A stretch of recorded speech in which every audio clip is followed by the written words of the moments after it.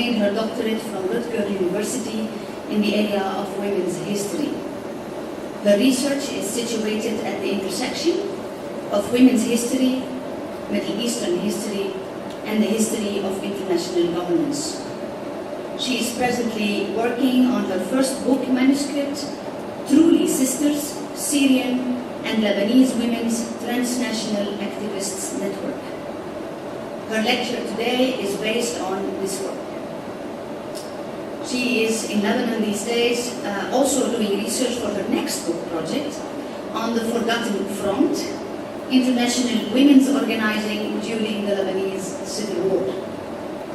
Dr. Robinson has published several articles on the topics of her research in the International Journal of Middle Eastern Studies, Journal of Middle East Women's Studies, and the Arab Studies Journal. Nova Robinson has been doing research in the Middle East since her student days in 2005. Welcome again to Lebanon. We are eager to hear on Julia Dimashqiyya and the Protestant influence on women's rights in Lebanon. Ladies and gentlemen, please join me in welcoming Dr. Nova Robinson.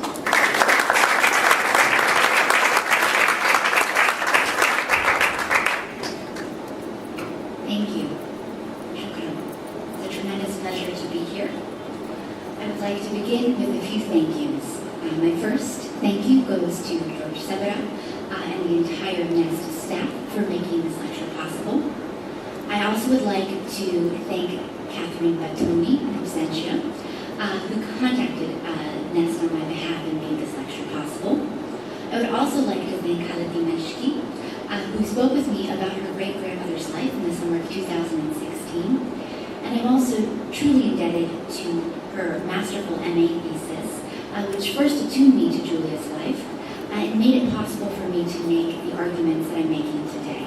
I'm going to echo many others who I heard on good faith had told you to do this in the past, but please publish that MA thesis. It's truly wonderful research, and we all serve to learn from that work.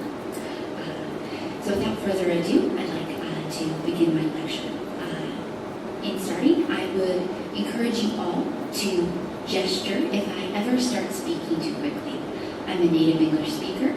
I am also from the East Coast of the United States, where we tend to speak quickly. So please, if I ever speak too quickly, just give me a little hand wave and I will slow down. So who was Julia Dimashqiyya? We're going to answer that question in several parts today. We will begin with an exploration of who she was in the most basic of senses. We will then look at the impact of her Protestant education, and we will get a look inside of Dimashqiyya's classrooms. Some of you are well aware that I was up at Ramana High School earlier, or I guess late last week, trying to figure out if there was more information about her classroom experiences at Ramana High School. So I'm still in the throes of some of that research, but I'll give you a window into that as far as I'm able to at this point. We will look at several of Julia's speeches that she gave on the eve of World War I about women's position in the home. We will then turn to a discussion of her pioneering women's journal, or the New Woman.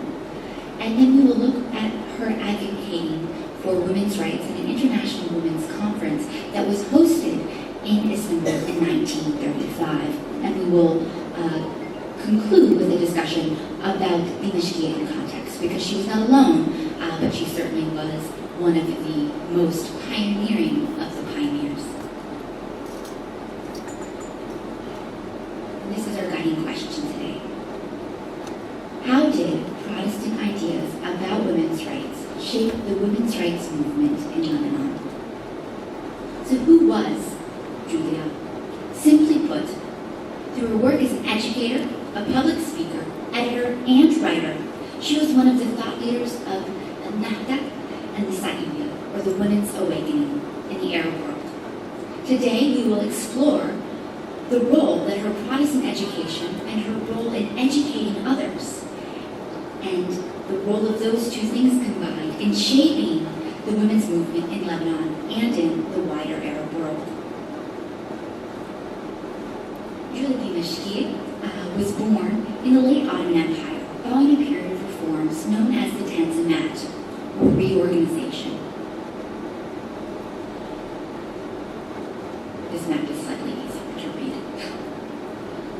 She was born in a small town called Mukhtara, which is kind of right on the border between these two administrative districts.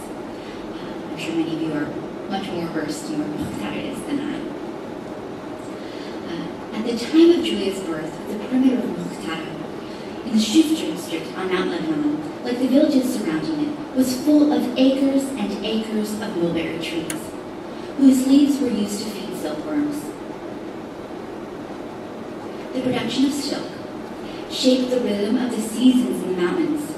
In the late spring, the first mulberry leaves were fed to silkworm caterpillars, who after feasting for a few days would wind themselves into a cocoon.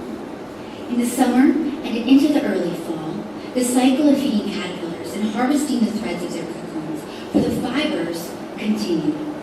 Julia was born on November 14, 1883, as the silk industry slid into the rhythms of winter, spinning many filaments together to form the coveted silk threads and preparing larvae to feast on the first mulberry leaves of spring. Throughout her early childhood, the silkworm industry was booming, with approximately 80% of the arable land in Mount Lebanon dedicated to growing mulberry trees, and the majority of the local population employed in the production of silk. Only the land-owning class was exempted from the production of silk and the labor that went into the production of silk. While many young boys and girls were employed in the production of silk because their tiny fingers could reach the clogs and release the catches in the machines created to mechanize the production of silk, Julia was not among them because she was in school. I do not have a photo of the school that she attended, but she did attend a Protestant school in Mukhtara. The booming silk industry led to increased profits, and increased profits led to the mechanization of the industry, which further fueled profits, which in turn led Mount Lebanon into a monocultural environment controlled by a powerful land-owning elite. The local farmers, many of whom leased their lands, gave so much of their land to growing mulberry leaves that they had to import their own wheat. Such dependency on a single cash crop rarely ends well, and indeed, as demand for Syrian silk declined, so too did the stability of the local economy, forcing many people from Mount Lebanon to migrate abroad. But this was not the only population exchange that shaped the environment of Julia's childhood. So too did the arrival of Protestant missionaries from Europe and the United States. Julia's family, Tumis, were the largest land-owning Maronite family in the mixed confessional town of Mukhtara. Indubitably, mulberry leaves grew on Tumi land. The most powerful families in the town were Druze, but many Greek Catholics also called Mukhtara home. Prior to the 1860s, educating daughters might not have been within the reach of the Tumi family, even with their comfortable financial position, because there were very few Ottoman schools for girls, and educating girls at home was the domain of the very wealthy, and most of the private tutors were concentrated in urban environments. Mukhtara was a small village where such tutoring was not accessible. The growth of access to schools for girls between 1860 and 1890 was caused by the influx of missionary-led schools in Greater Syria. By the last decade of the 19th century, most small towns, including Mukhtara, had schools led by missionaries from a variety of denominations. Julia's school was run by English Protestants. The village communities in the Shuf have a deep tradition of welcoming travelers, regardless of their faith. Julia's family offered shelter to a Protestant missionary passing through Mukhtara. Julia's father, who was raised in the Greek Catholic faith, converted to a Maronite tradition upon marriage, and then converted again after his encounter with American Protestant missionaries that he had hosted. The missionaries passing through Mukhtara and stopping at the Tunis were part of a larger network of missionaries in the region who had concentrated there since the 1820s. The first permanent contingent of American missionaries arrived in Syria in the 1820s, and they already encountered a crowded field of Catholic missionaries from France and Orthodox missionaries from Russia. The efforts of Americans to convert Syrians to Protestantism were initially unsuccessful, since the local populations were uninterested and the Ottoman government forbade the conversion of Muslims. Christian missionaries quickly learned that the way to curry favor with the local population was to provide female education, as Ottoman schools for girls did not satisfy demand. Elite families, such as the Dumis, sought an education for their children, and especially their daughters, because it was the key to social mobility in a society that had a very rigid social structure. At first, Protestant missionaries tried to encourage the conversion of pupils, which led to a rapid decline in enrollments because parents were not willing to have their children assume a new faith in the process of acquiring an education. Thus, the missionaries compromised and began educating the local populations without the conversion requirement in hopes of gaining a few converts along the way. We're in a space that evidences the fact that this was in fact quite successful as a movement. Later, missionaries of all denominations created boarding schools which took children away from their home environments. And here we have a photo of Julia. I don't have a photo of her as a young child, so we can imagine her as a cute, cherubic young girl in a classroom. Hand held high, Julia waited for the teacher to call on her. When the teacher did, she once again had the right answer. Julia was the star pupil in her small missionary school in Muhtara.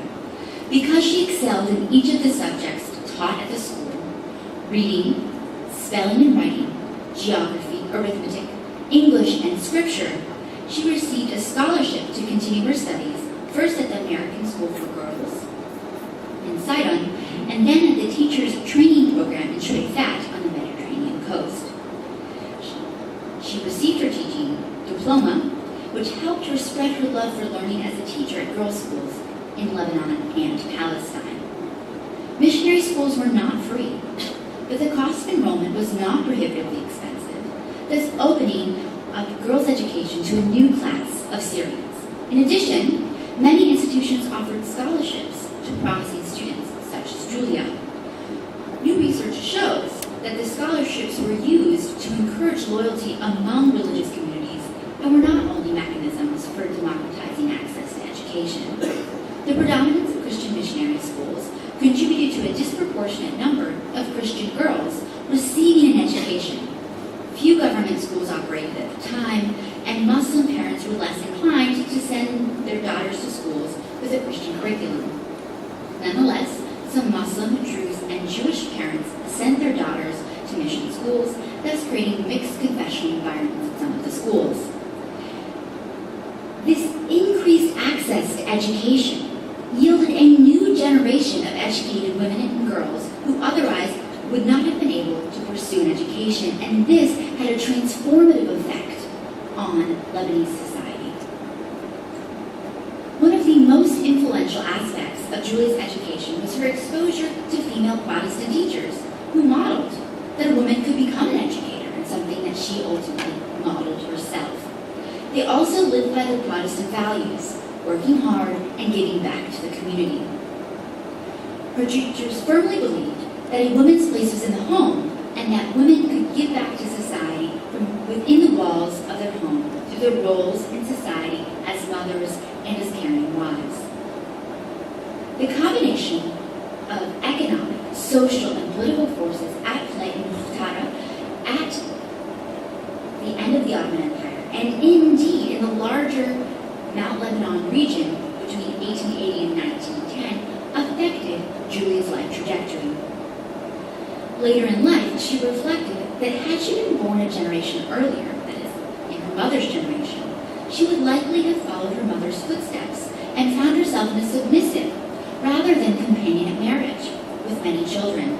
Dimashqiyya records that Julia wrote in her memoir that her mother was, quote, ignorant, and all she knew was how to rock the cradle so the children would not wake her husband, end quote. Julia's education set her on a different course than her mother. Julia continued her education in her teacher training, and then she went out to try to get a job. She tried to assume her first teaching position in Palestine. As Hala records in her work, an Englishman in charge of the school in Jaffa Amr in Palestine said, "You are far too pretty to last as a teacher." Julie was determined to teach, however, so what did she do? She went back to her room, she found a pair of scissors, and she cut off her hair. She brushed her newly shorn locks back like a boy's and returned for a more successful interview. She got the job. She taught in Jaffa Amr, Palestine for 2 years before returning to Lebanon around 1900 to help care for her family after her mother died. In Lebanon, she took up teaching again at the Rumana High School, a boarding school founded by Quakers in 1876 in the town where her family had moved. This is an image of the very first students arriving at the school by horse and buggy. She arrived in Rumana just as the Quaker school was establishing the girls' training school. She taught in Rumana for about 10 years. Little is known about her time in Rumana, however. It's likely, however, she graced some of these early buildings as an educator. These images come from a history of the Rumana High School that was published in 1975. We do not know what she taught or even what the curriculum was at this high school at the time, but we can assume that she continued her program of improving women's access to education. Indeed, it was her lifelong project and passion. This is an image from the Nest Archive documenting Native instructors in 1901. Rumana high school educators might be pictured here, and if that's the case, Julia might be among the crowd, though I've not yet been able to find her face, scour as I might. In 1908, while Julie was teaching in Rumana, the Young Turk Revolution, or revolt, depending on your political persuasion, happened. It changed how some Arabs came to understand their relationship to the Ottoman Empire, as the leaders of the revolution advocated for the centralization of power in Istanbul, just as many Arabs were dreaming of greater autonomy. The revolution gave rise to a newly energized Arab nationalist movement that advocated for reform within the empire to give Arabs more autonomy over their political affairs. They weren't advocating for independence at this juncture, but reform. The call for independence started around 1913 at the first Arab Congress, which was held in Paris in 1913. Julie was aware of the nascent Arab nationalist movement. We can tell this from her writings. But she did not advocate for a woman's place within this larger political movement. In 1910, Julia moved to Beirut, where one day her life changed in more ways than one. As she was walking down Bliss Street, right over there, a young student at the university rode by on horseback. His horse startled and knocked Julia over into a ditch. She sustained serious back injuries from this fall, and the pain from these injuries would affect her for the rest of her life. Yet the accident yielded a surprising result. Unable to stop this charging animal, the student whose horse had hit Julia directed his horse home, where he told his father of this incident and this accident, really. His father, Salim Ali Salam, was a prominent businessman in Beirut and the president of the Al-Maqasid Association, a prestigious site for Sunni Muslim scholarship in Beirut. Salam went to the hospital to see if there was anything he could do to aid the victim. In spite of her physical pain, Salam was so impressed with her learning and her eloquence that he continued to visit, bringing along Badr Dimashqiyya, a scion of an important Muslim family in Beirut. There, confined to her hospital bed, Julie met Sunni Muslims for the first time in her life. Society in Lebanon at the time was very much divided along confessional lines, except for in some mixed communities. Badr was so taken with Julia that he began courting her. At first, she fled his advances. Then she revised her earlier pledge to disavow marriage because she had seen how it had constricted her mother's horizons. The couple wed in 1913, causing somewhat of a social stir or scandal in Beirut because interreligious marriages, especially between a Protestant and a Sunni Muslim, were socially taboo at the time. The Dimashqiyyas had a son and a daughter together. Salam offered Julia a job at the Maqasid Institute. Employing a Christian woman to administer a Muslim school was unprecedented. She taught at the Maqasid for almost 3 years, leaving her teaching position at the Maqasid when she married. But she had already left an impact on her pupils, including Ambara Salam Khalili, the daughter of Ali Salam, and the brother, or I guess rather, it's the sister of the individual who had hit Julia on horseback. Interconnected family web that we have there.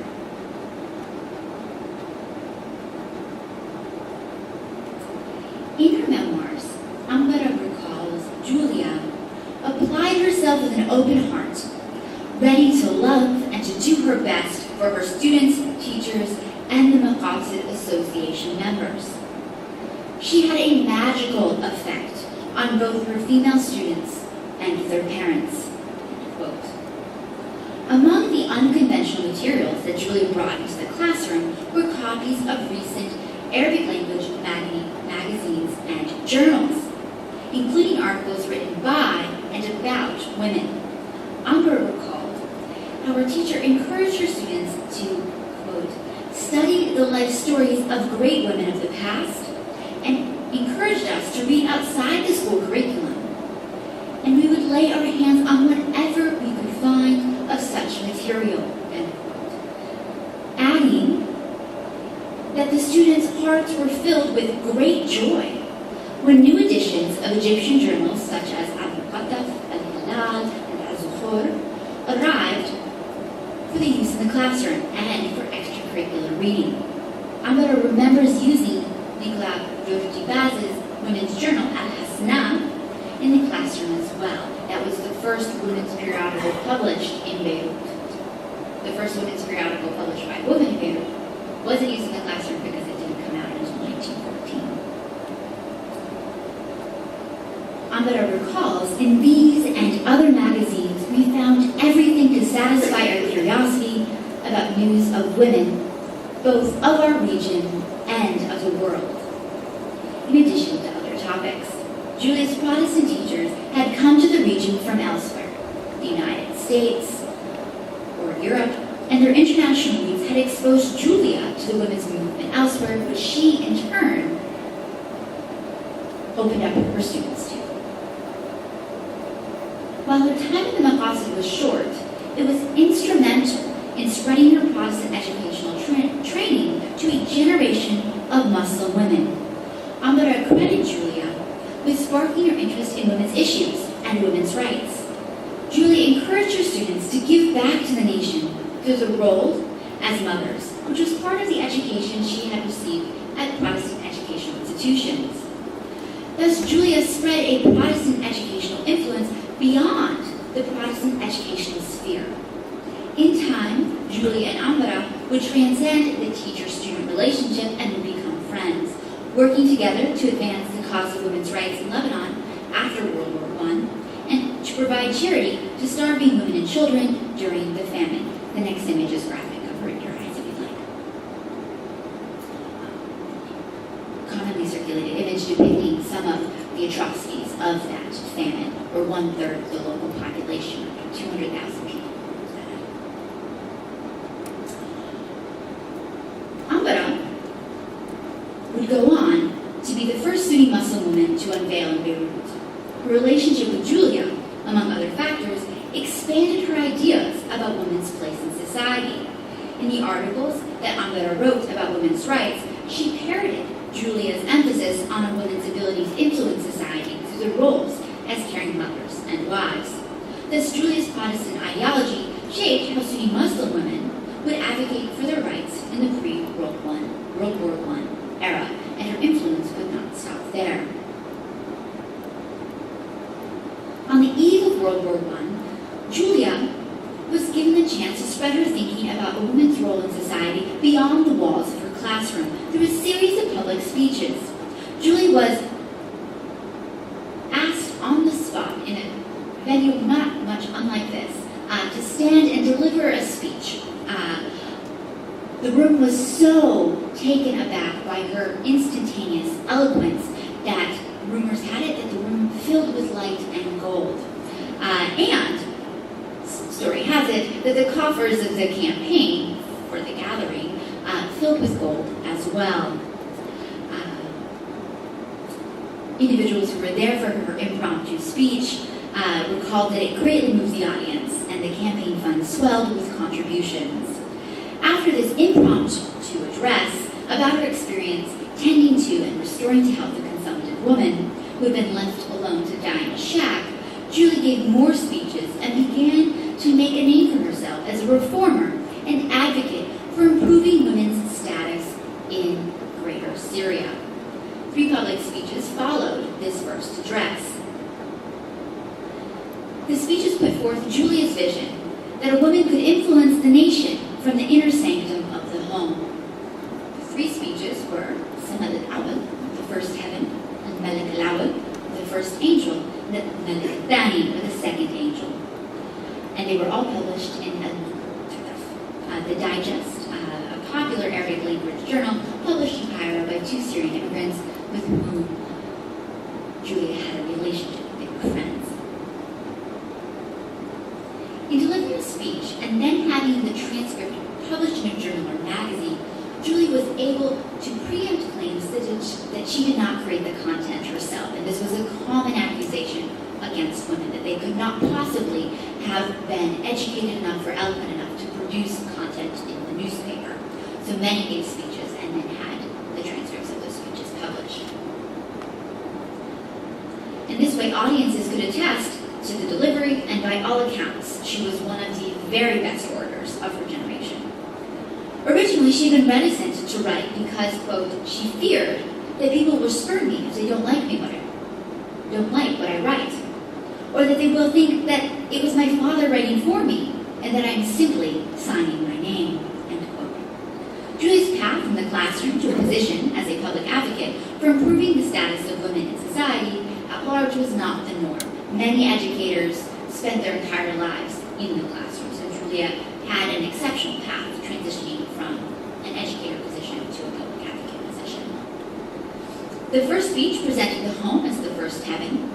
In it, Julia listed 4 ways that a woman could make her home warm and welcoming: maintaining a beautiful, orderly, visible appearance of the woman herself, maintaining a refined position, good household management, cleanliness, an efficient home, thriftiness, and a reference to a woman's character and soul.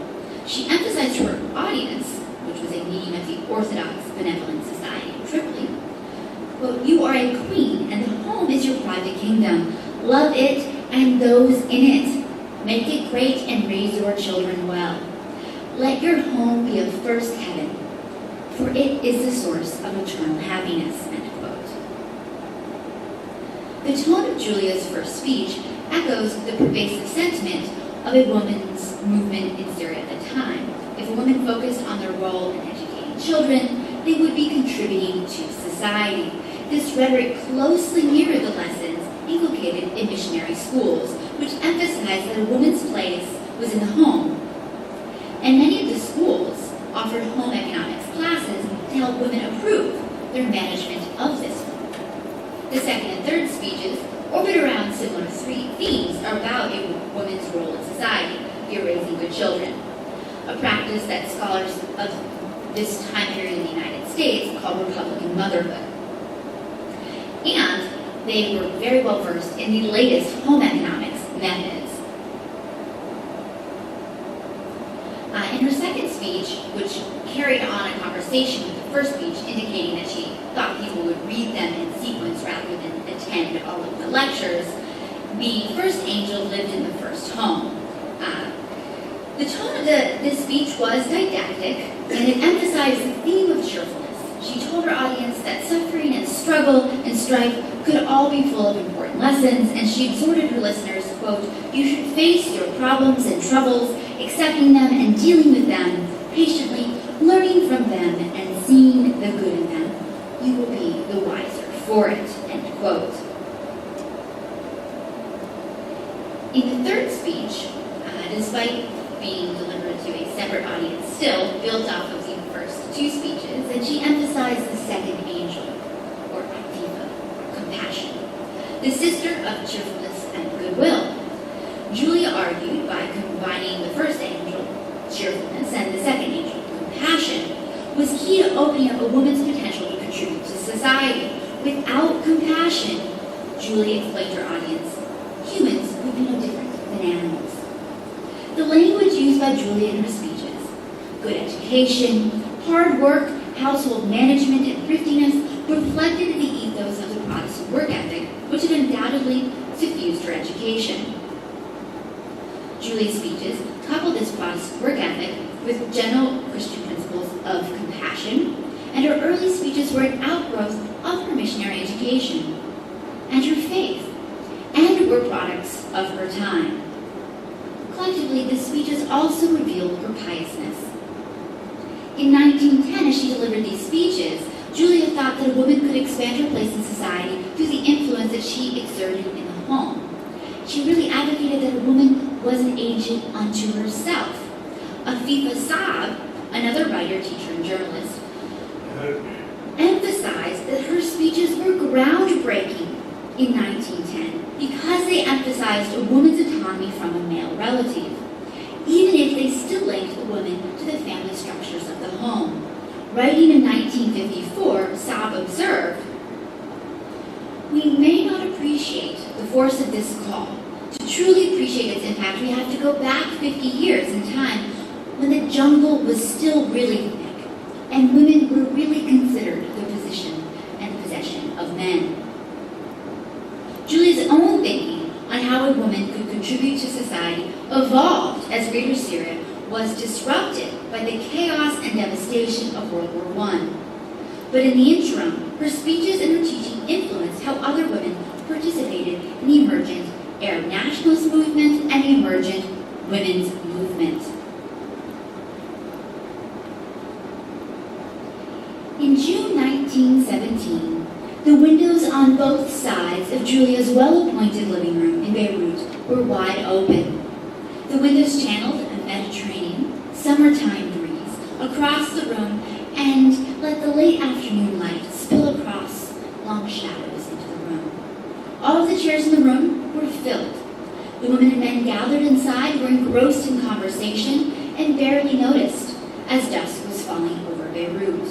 Tea glasses sat partially empty, consumed as conversation flitted from national independence to women's role in the nation. The women's Nahda, or awakening, predated Julia's literary salon, which I'm describing now, which was founded in 1917. But her salon and the women's journal, Al-Jadida, the New Woman, and the society that sprang from it propelled the Nahda and the Sayyidah, or the women's awakening, in Syria forward. Women's salons emerged as spaces to discuss and further all of the dimensions of the women's awakening in Syria. 9 women's salons emerged in cities around the region between 1880 and 1920, and many consider Julia as one of the most influential of these salons. These salons were essential in forging connections among like-minded and like-class women. Some salons created new social spaces for men and women to exchange ideas. Julia's pre-war speeches in Tripoli and Beirut emphasized a woman's role in the home. The motto of Al-Mara al-Jadida was, "The nation is the creation of the mothers." And this demonstrates the transformation in Julia's thinking about a woman's role in society. After the war, her faith in women's potential to aid the Syrian nation was emblazoned on the cover page of her publication. It's quite gray here, but we can see it in this edition from 1923. A woman's role was no longer limited to the home, but was connected to the well-being of the homeland and the nation. In effect, the nation became the home. Yes. Julia's monthly column in the journal, "To the women of my country," discussed women's problems. The rest of the women's journal focused on encouraging women to liberate their minds through education and to use their liberated status to help improve the nation. Her husband, Badr, supported her publishing and her salon. He contributed articles and helped with the logistics of transforming a series of articles into a cohesive edition of a journal. Anybody who's been an editor knows how much work that is. Because they were both linked in creating the journal, their home turned into its editorial offices. The journal was among the most popular of its time. It circulated in Baghdad, in Cairo, in Damascus, Jerusalem, and of course, in Beirut.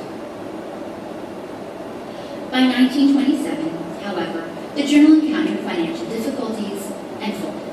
But this, it's important to emphasize, was not uncommon for women's journals of the era. In fact, Julia's was much longer lived than most other journals. Most women's journals did not survive a year in print. So a 6 to 7 year run was quite impressive for the time. The end of the journal was not the end of Julia's engagement with questions of women's rights and status, nor her publishing career. Later, she published a journal for children. Julia and her peers in the publishing sphere were instrumental in disseminating ideas about women's status and efforts to secure rights, which inspired new levels of awareness about experiences women had that transcended the boundaries of a region or society. It was through the press that Julia was able to spread her Protestant-inflected ideas about women's rights to a wider audience. In the early 1900s, Julia's notion of women's rights had been predominantly grounded in Protestant notions of women's rights. But in time, her thinking morphed along with the political realities of the day, especially the colonization of the region after World War I in its mandate structure. Thus, Julia's post-war thinking about women's rights was a hybrid ideology that was still firmly grounded in Protestant notions of a woman's place in society, but found a way of morphing that thinking to fit her national context. This transformation was on full display at the International Women's Conference hosted in Istanbul in 1935. These were postage stamps that Ataturk, pictured here in the middle, had published in lead up to this international conference. Everyone else there was a leading figure in the international women's rights movement or an internationally renowned female, and Ataturk placed himself alongside these women because he saw himself as a true reformer of women's rights. At the 13th International Women's Suffrage Alliance Conference in Istanbul in 1935, there was a panel dedicated to East-West cooperation, which featured speeches from some of the major leaders of the women's movement in the Middle East, including Huda Sharawi of Egypt and Dimashqiyya, as well as leaders of the women's movement in French Algeria and in India. Zazia Nabrawi, an Egyptian feminist and the editor of L'Egyptienne, a Francophone women's journal, wrote that the East-West session was the most interesting of the sessions, made interesting by the variety of opinions as well as unity of aspirations. End quote. The panelists presented a united desire for women's advancement. Nabrawi noted that there was no accord around the means for that advancement.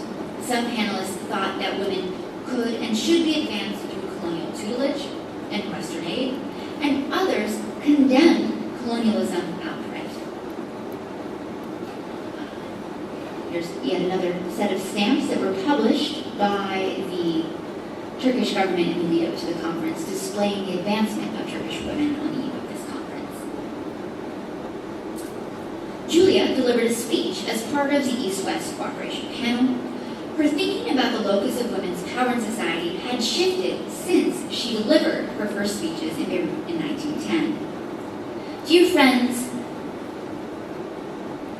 you do not know much about our existence, but we have followed your footsteps, and we have worked in the guiding light of your noble spirit, end quote. From the outset of this speech, Julia spoke of the ways Eastern women found aspiration and inspiration in the Western movement. Julia listed the names of the leaders of the International Women's Movement who served as models for Eastern women. And she cited the work of these women who had inspired, quote, us to strive for what we thought impossible, but which we have now realized will be the salvation of our Eastern countries, the emancipation of Eastern women, and the establishment of a moral code which will put man and woman under the same obligation, end quote. While women in the East were aware of the women's movement in the West, Julia observed that there was a general ignorance in the West about the state of the women's movement in the East. The goals of the women's movement in the East were not just women's rights, but also national independence. Julia thought that cooperating with the International Women's Suffrage Alliance would help the women's movement in the East achieve their goals of national independence and women's rights within those independent nations. Yet talking about cooperation is different than putting the principle into action. Julia did not exculpate the West in contributing to the condition of women in the East. She said, quote, I cannot hide from you the present depressing state of the economic and political affairs in our country, for they too have played a great part in bringing us to this Congress, end quote. Women from Syria attended the Congress in hopes of cooperating with Western women in addressing one of the greatest obstacles they identified, standing in their way towards advancement as women, that is, French colonization. Julia plaintively expressed that, quote, the economic and political situation is so desperate that it is extremely difficult for us to give our wholehearted energies to the cause of feminism alone, end quote. Her speech observed that the division between feminism and politics was arbitrary in the colonies. For a state to be free to endow its female citizens with rights, that state needed to be independent. While Julia's thinking about women's rights evolved and became increasingly political, she never lost sight of her Protestant foundations. As a teacher and public speaker and educator, Julia was truly instrumental in spreading ideas about women's rights to new audiences. And importantly, her notions of women's rights were shaped by her Protestant education. Due to her influential role in the early women's movement in Lebanon, she helped spread Protestant thinking beyond the Lebanese Protestant community. As her thinking about women's rights evolved, from a woman influencing society through the home to the nation being a home that women could serve, Julia never lost sight of linking women's rights and national empowerment. Thank you.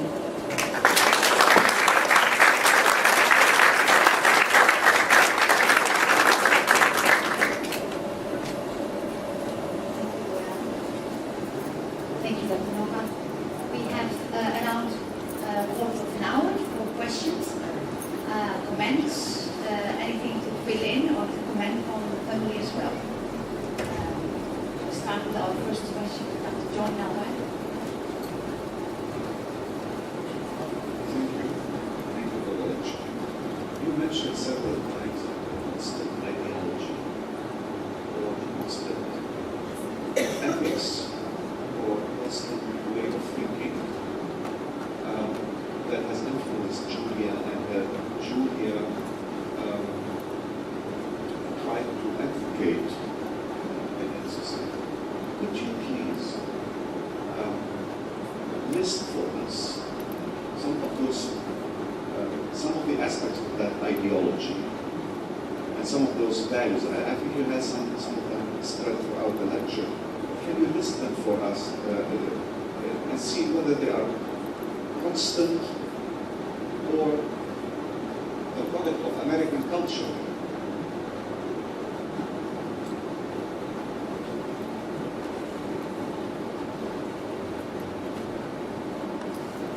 I will endeavor to answer that. It's a fabulous question, and indeed it's one that I'm working through myself.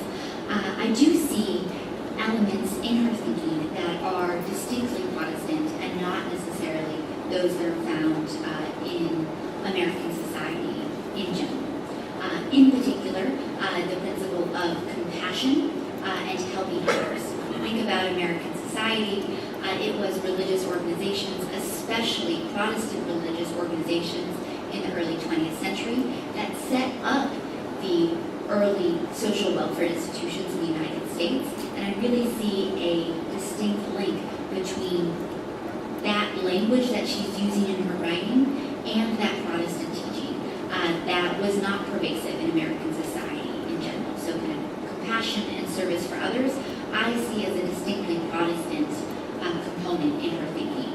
American society in general has articulated that at different junctures, but in the time period that we're speaking of, it was something that was primarily the domain of religious institutions. So I would say that the service for others is primarily the foundation of her Protestant thinking, in addition to kind of that Protestant work ethic and helping others. Though I will say that I'm not myself Protestant, so I may have missed some of the nuances there, and I'm happy to hear your contributions to this discourse about what else might have been distinctly Protestant about hers. But I do understand and hear your question about what was Protestant and what was American. They often come together in American society, given the dominance of Protestant Christianity in American culture. But I do think that in this instance, that service for others was distinctly Protestant.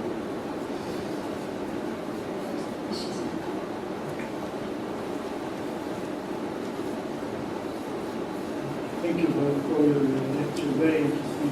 I want to ask you, when she was giving her speeches in 1910, how was she identifying herself? I mean, as what? How would people come and listen? Was she like a missionary, or was she an educator? And who were the audiences in the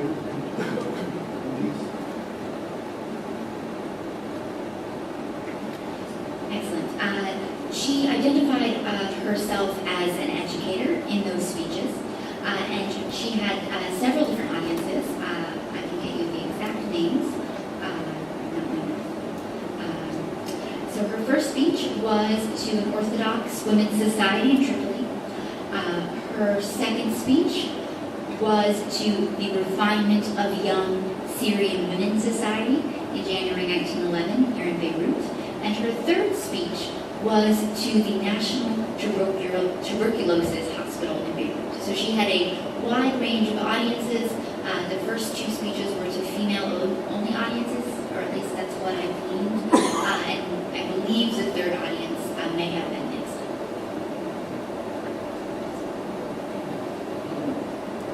My name is Hassan.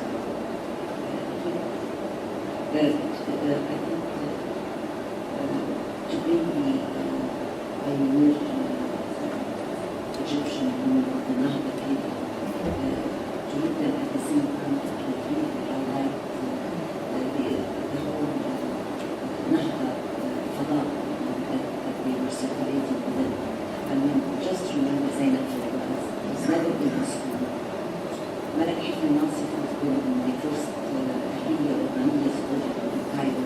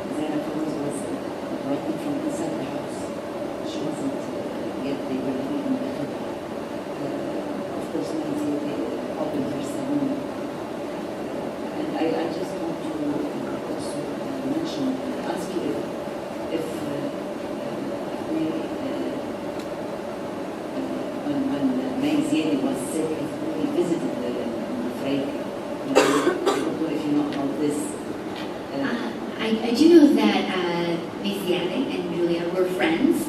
When they visited Lebanon, she published some of May's speeches here, so they did have a friendship.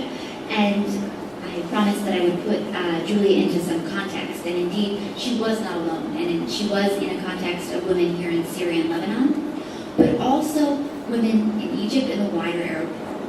And in my larger book project, I argue that the circulation of the women's press, especially those journals that were published by Lebanese women in Cairo, were instrumental in shaping a regional women's consciousness that Julia contributed to but did not initially spark, because that intellectual movement began in the late 19th century in Egypt, and it started here in Lebanon around 1914 to be disrupted by the war, to be picked up immediately thereafter. In the larger book project, I put Julie into context with 6 other women. Nazagala Habib Behon, Ambara Salam Khalidi, she was friends with her, Noor Hamade, a Druze woman, Evelyn Bustrus, and Alif Kandalef Gozma, and Ibtiaj Adure. So I tried to reconstruct the friendship networks between these women in the larger book project. So you're absolutely right that she was not alone. And yes, she was writing about women's status in society using a vocabulary that was akin to some of her intellectual peers. But her language was slightly different than the language that was used by her Muslim interlocutors. So she was espousing a more Protestant ideology, especially through connecting more to them.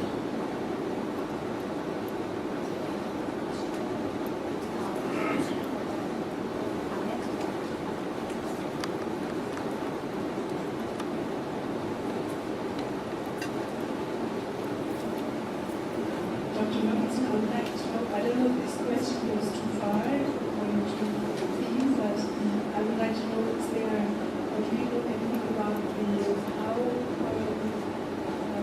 Julia has been taken or responded to, or still is by the nowadays some of these countries? Yes, thank you. People refer to her.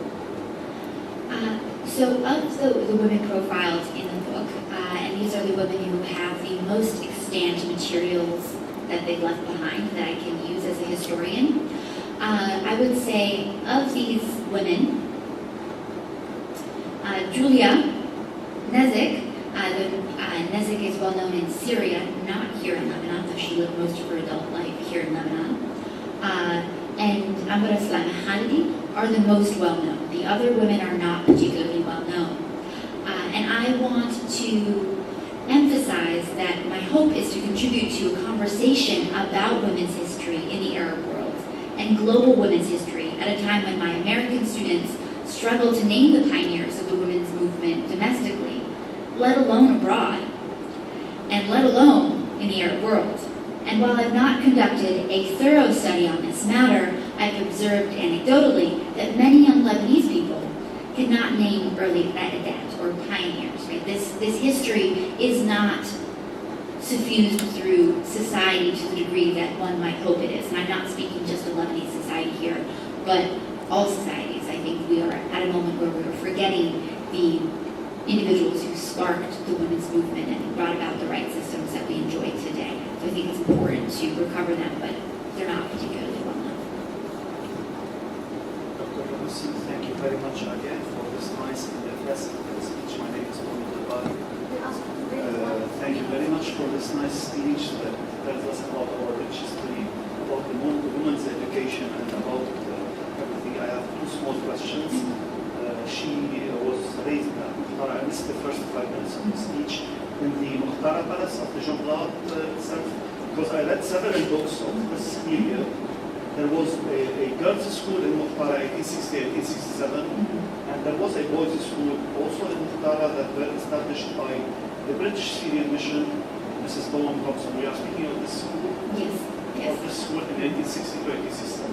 The second thing I have is not No, not that. There is a later incarnation of the school, because she was not born until 1878. I 83, the sorry. the I have many dates in my head, yes, 1883. So she was too young to attend that school, the first her one. father attended the school then because she went to Protestant is about 1860, 1867 there was a Protestant school and the Mukhtar Palace itself.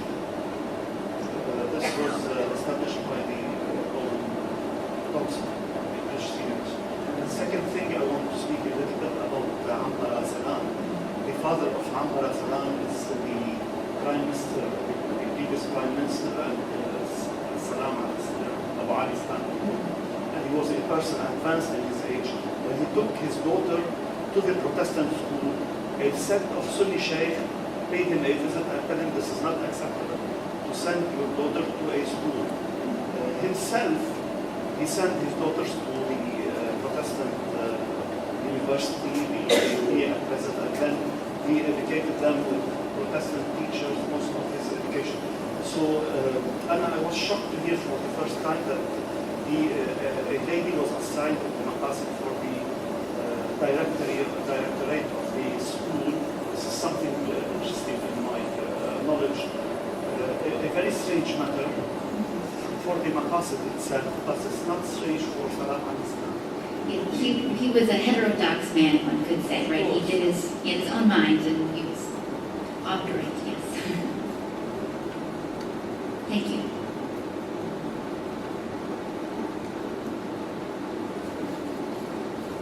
Tony Manas. I'd like to add something here that, according to the gentleman, actually there were two ladies who were asked to join the castle. One of them was Mrs. Muchini, and another one was Maria Alam, who was a student of Mrs. Muchini at Romana High School at that time. So she was head of the primary section at the castle. Now, I would not like to see the discussion going towards where the whole matter started, whether here or in Egypt.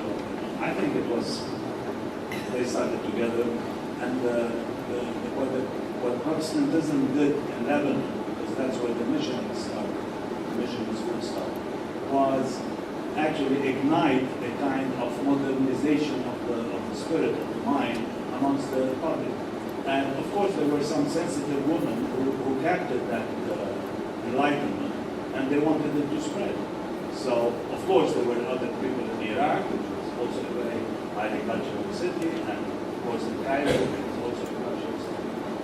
So they all emerged together at the same time, because it was time that there should be some kind of awakening. Yes, I think you're absolutely right. And one of the arguments of the book project is that the nation-state system that many scholars look at the region through is not accurate in this time period. That people weren't thinking of themselves as Lebanese, or Iraqi, or Syrian. Instead, they thought of themselves as being part of Bilad al-Sham. And I try to emphasize that there was an interconnection between this era. Egypt was unto itself at this time. I think a lot of women from Syria escaped what was happening here at that time as far as the repression of the press, and went to Egypt because it had a more liberal publishing environment. At least this was the argument of Nicholas Baz, who was a publisher at the time, that things were more liberal in Egypt at the time. I'm not trying to say one led the other, but I think they fueled one another, because lots of the leaders of the publishing world in Egypt were actually of Lebanese descent. Thanks a lot. Very nice history. We miss it now. Do you think we're going to have any follow-up nowadays on this and make it go in an action? By the way, I don't like the word Protestant. I am of a French education background. Protesting is not, somebody else told us we are reformers. Christian reformers. So we need to get it up and get it back and get it go again. Thank you. Thank you. I do. You're absolutely correct that Protestant is a word that has many meanings. It changes depending on the historical context, the geographic location which it's used. So it's an expansive category, and I do think that I hear your call to be more precise in how I utilize it. And I think you're absolutely right that we are at a moment where we could use a little bit more attention to women's issues, not in Lebanon, but in the world in general. I think that we've moved away from some of this pioneering spirit, and we could have another path that I guess at this particular moment. Or at least I feel that way speaking from the United States.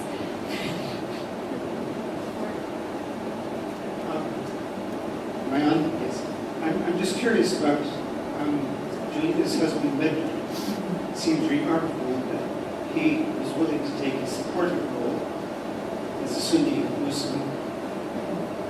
Did he have any influence in his own community to advocate for women's causes, or is that just too radical for them to take notice? Perhaps I could turn it to his son here, who might be able to speak to that.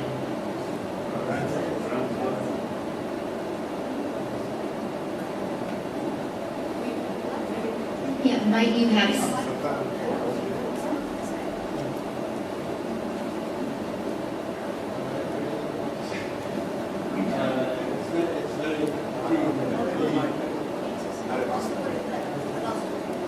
I mean, I find it amazing that Mother was able to step out of this natural environment and support this. It's quite staggering when you think that he set aside all his biases and education and environment, social position, and stood by the woman who was combating everything his society stood for. And he stood by her, and he financed her, and he backed her. Quite something. Sorry? I wasn't there, but I seen that because he had a lot to lose by standing by my So maybe we need more better. Can I say something? There's a book coming out on that. Usually have to Take the microphone. Take the microphone, please.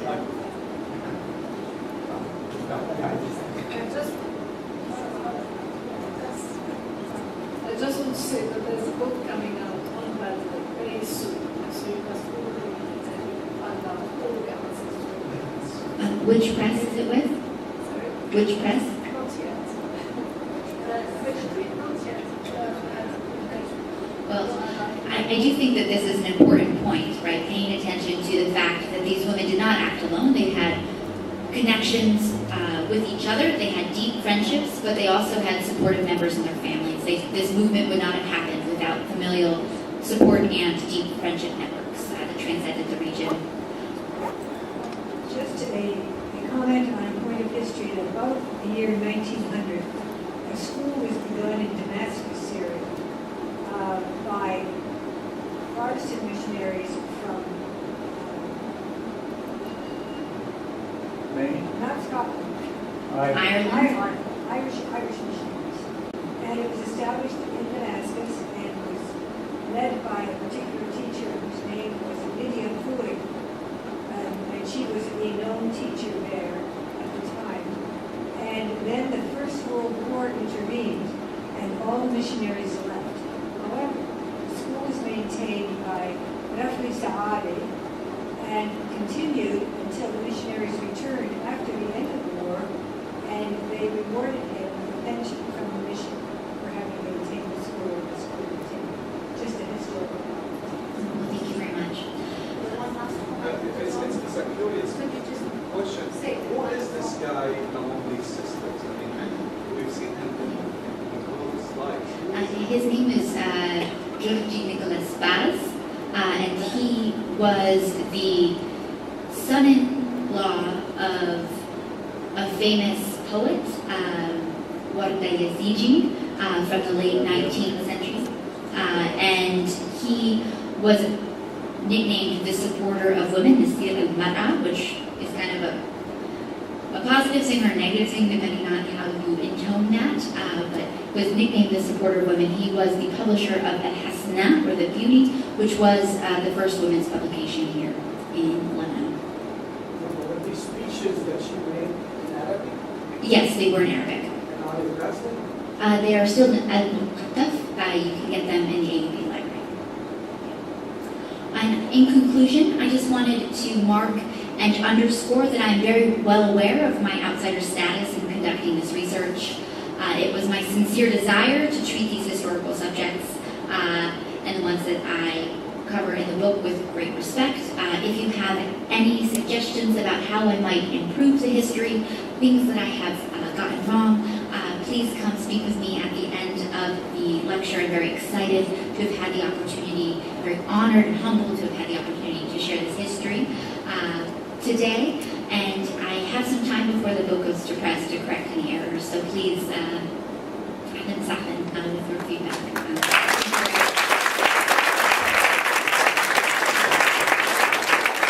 Thank you, Dr. Nova, and thank you all for attending. Please, we can continue the discussion over a cup of coffee and tea. Her doctorate from Rutgers University in the area of women's history. Her research is situated at the intersection of women's history, Middle Eastern history, and the history of international governance.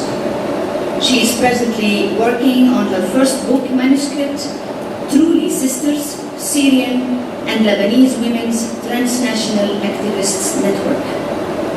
Her lecture today is based on this work. She is in Lebanon these days, also doing research for her next book project on the Forgotten Front, international women's organizing during the Lebanese Civil War. Dr. Robinson has published several articles on the topics of her research in the International Journal of Middle Eastern Studies, Journal of Middle East Women's Studies, and the Arab Studies Journal. Nova Robinson has been doing research in the Middle East since her student days in 2005. Welcome again to Lebanon. We are eager to hear on Julia Dimashqiyya and the Protestant influence on women's rights in Lebanon. Ladies and gentlemen, please join me in welcoming Dr. Nova Robinson.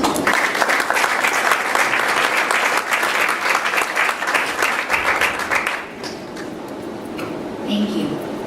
Shukran. It's a tremendous pleasure to be here. I would like to begin with a few thank yous. My first thank you goes to George Sabra and the entire NEST staff for making this lecture possible. I also would like to thank Catherine Batoni in absentia, who contacted NEST on my behalf and made this lecture possible. I would also like to thank Khaled Dimashqi, who spoke with me about her great-grandmother's life in the summer of 2016. And I'm also truly indebted to her masterful MA thesis, which first attuned me to Julia's life and made it possible for me to make the arguments that I'm making today. I'm going to echo many others who I heard on good faith have told you to do this in the past, but please publish that MA thesis. It's truly wonderful research, and we all serve to learn from that work. So without further ado, I'd like to begin my lecture. In starting, I would encourage you all to gesture if I ever start speaking too quickly. I'm a native English speaker. I am also from the East Coast of the United States, where we tend to speak quickly. So please, if I ever speak too quickly, just give me a little hand wave and I will slow down. So who was Julia Dimashqiyya? We're going to answer that question in several parts today.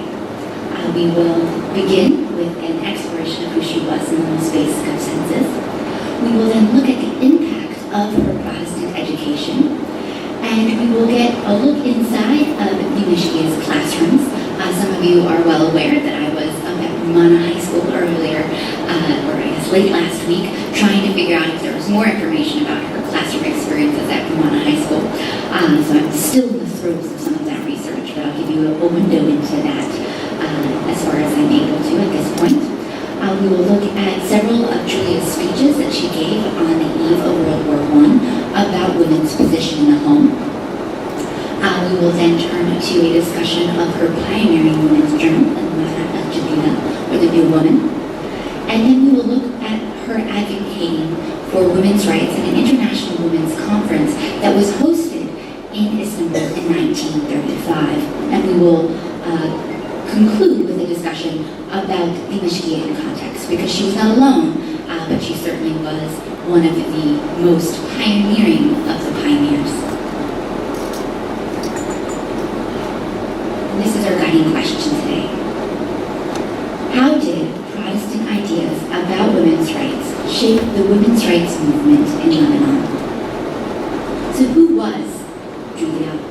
Simply put, through her work as an educator, a public speaker, editor, and writer, she was one of the thought leaders of Nahda and the Sa'iyya, or the Women's Awakening, in the Arab world. Today, we will explore the role that her Protestant education and her role in educating others, and the role of those two things combined in shaping the women's movement in Lebanon and in the wider Arab world. Julia Dimashqiyya was born in the late Ottoman Empire, following a period of reforms known as the Tanzimat, or reorganization. This map is slightly easier to read. She was born in a small town called Muqtara, which is kind of right on the border between these two administrative districts. I'm sure many of you are much more versed in what Muqtara is than I.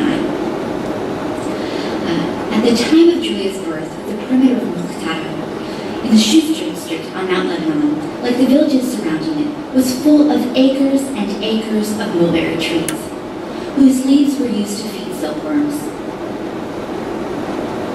The production of silk shaped the rhythm of the seasons in the mountains. In the late spring, the first mulberry leaves were fed to silkworm caterpillars, who after feasting for a few days would wind themselves into a cocoon. In the summer and into the early fall, the cycle of feeding caterpillars and harvesting the threads of their cocoons for the fibers continued. Julia was born on November 14, 1883, as the silk industry slid into the rhythms of winter, spinning many filaments together to form the coveted silk threads and preparing larvae to feast on the first mulberry leaves of spring.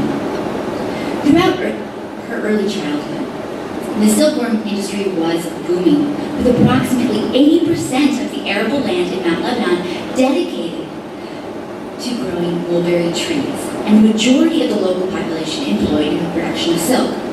Only the land-owning class was exempted from the production of silk and the labor that went into the production of silk. While many young boys and girls were employed in the production of silk, because their tiny fingers could reach the clogs and release the catches in the machines created to mechanize the production of silk, Julia was not among them because she was in school. I do not have a photo of the school that she attended, but she did attend a Protestant school in Muqtara. The booming silk industry led to increased profits, and increased profits led to the mechanization of the industry, which further fueled profits, which in turn led Mount Lebanon into a monocultural environment controlled by a powerful land-owning elite. The local farmers, many of whom leased their lands, gave so much of their land to growing mulberry leaves that they had to import their own wheat. Such dependency on a single cash crop rarely ends well, and indeed, as demand for Syrian silk declined, so too did the stability of the local economy, forcing many people from Mount Lebanon to migrate abroad. But this was not the only population exchange that shaped the environment of Julia's childhood. So too did the arrival of Protestant missionaries from Europe and the United States. Julia's family, Tumis, were the largest land-owning Maronite family in the mixed confessional town of Muqtara. Indubitably, mulberry leaves grew on Tumi land. The most powerful families in the town were Druze, but many Greek Catholics also called Mukhtar home. Prior to the 1860s, educating daughters might not have been within the reach of the Tumi family, even with their comfortable financial position, because there were very few Ottoman schools for girls, and educating girls at home was the domain of the very wealthy, and most of the private tutors were concentrated in urban environments. Mukhtar was a small village where such tutoring was not accessible. The growth of access to schools for girls between 1860 and 1890 was caused by the influx of missionary-led schools in Greater Syria. By the last decade of the 19th century, most small towns, including Mukhtar, had schools led by missionaries from a variety of denominations. Julia's school was run by English Protestants. The village communities in the Shuf have a deep tradition of welcoming travelers, regardless of their faith. Julia's family offered shelter to a Protestant missionary passing through Mukhtar. Julia's father was raised in the Greek Catholic faith, converted to a Maronite tradition upon marriage, and then converted again after his encounter with American Protestant missionaries that he had hosted. The missionaries passing through Mukhtar and stopping at the Tunis were part of a larger network of missionaries in the region who had concentrated there since the 1820s. The first permanent contingent of American missionaries arrived in Syria in the 1820s, and they already encountered a crowded field of Catholic missionaries from France and Orthodox missionaries from Russia. The efforts of Americans to convert Syrians to Protestantism were initially unsuccessful, since the local populations were uninterested and the Ottoman government forbade the conversion of Muslims. Christian missionaries quickly learned that the way to curry favor with the local population was to provide female education, as Ottoman schools for girls did not satisfy demand. Elite families, such as the Tunis, sought an education for their children, and especially their daughters, because it was the key to social mobility in a society that had a very rigid social structure. At first, Protestant missionaries tried to encourage the conversion of pupils, which led to a rapid decline in enrollments because parents were not willing to have their children assume a new faith in the process of acquiring an education. Thus, the missionaries compromised and began educating the local populations without the conversion requirement in hopes of gaining a few converts along the way. We're in a space that evidences the fact that this was in fact quite successful as a movement. Later, missionaries of all denominations created boarding schools which took children away from their home environments. And here we have a photo of Julia. I don't have a photo of her as a young child, so we can imagine her as a cute, cherubic young girl in a classroom. Hand held high, Julia waited for the teacher to call on her. When the teacher did, she once again had the right answer. Julia was the star pupil in her small missionary school in Mukhtar. Because she excelled in each of the subjects taught at the school, reading, spelling and writing, geography, arithmetic, English, and scripture, she received a scholarship to continue her studies, first at the American School for Girls in Sidon, and then at the Teachers Training Program in Shuaifat on the Mediterranean coast. She received her teaching diploma, which helped her spread her love for learning as a teacher at girls' schools in Lebanon and Palestine. Missionary schools were not free, but the cost of enrollment was not prohibitively expensive, thus opening up girls' education to a new class of Syrians. In addition, many institutions offered scholarships to promising students, such as Julia. New research shows that the scholarships were used to encourage loyalty among religious communities and were not only mechanisms for democratizing access to education. The predominance of Christian missionary schools contributed to a disproportionate number of Christian girls receiving an education. Few government schools operated at the time, and Muslim parents were less inclined to send their daughters to schools with a Christian curriculum. Nonetheless, some Muslim, Druze, and Jewish parents sent their daughters to mission schools, thus creating mixed confessional environments at some of the schools.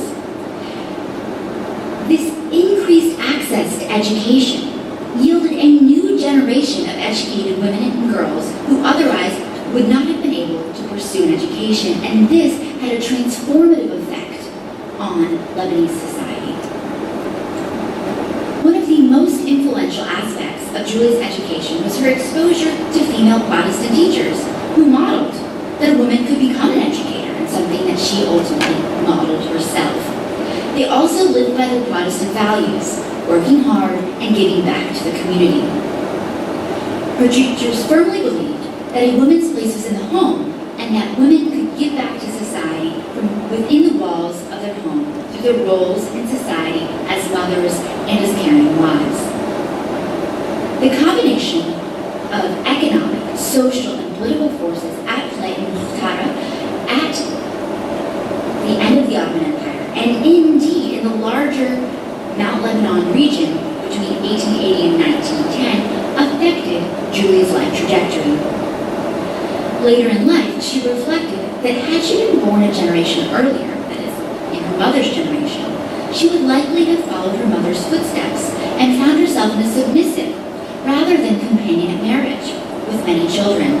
Dimashqiyya records that Julia wrote in her memoir that her mother was, quote, ignorant, and all she knew was how to rock the cradle so the children would not wake her husband, end quote. Julia's education set her on a different course than her mother. Julia continued her education and her teacher training, and then she went out to try to get a job.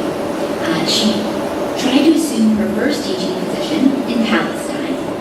As Haller records in her work, an Englishman in charge of the school in Jaffa Amr in Palestine said, "You are far too pretty to last as a teacher." Julie was determined to teach, however, so what did she do? She went back to her room, she found a pair of scissors, and she cut off her hair.